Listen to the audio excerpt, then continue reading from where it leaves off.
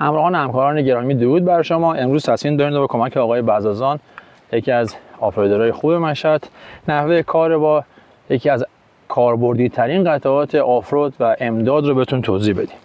قرقره تک و قرقره دوبل. طبق قانون فیزیک شما به تعداد لایه‌های سیم بوکسلی که زمان امداد استفاده می‌کنین، سرعت کششتون نصف و نیروی وینچ 2 برابر میشه. حالا نحوه اتصال قرقره وینچ.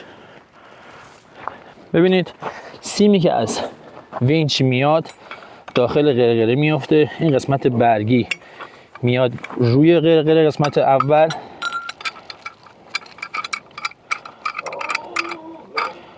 اتصال برقرار میشه. ادامه سیم میاد به خود ماشین، قسمت ثابت یا همون ریکاوری پوینت بسته میشه.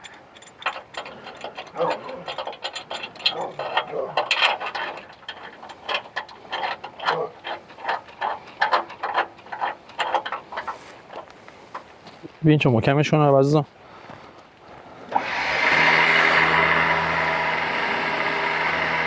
خب نگهش. حالا ما اینجا به خاطر اینکه توان وینچ رو بتونیم نشون بدیم که 2 برابر شده، ماشین در حالت خلاص هست و از درخت به عنوان تکیه‌گاه ثابت استفاده کردیم. اینو در نظر داشته باشیم که همیشه زمان بوکسل کردن یک کاور روی سیم بوکسل استفاده کنین که اگر به هر دلیل سیم بوکسل پاره شد باعث آسیب نشه، یا اگر هم که کاور نداشتین فرش ماشین یا پتو رو روش قرار بدین.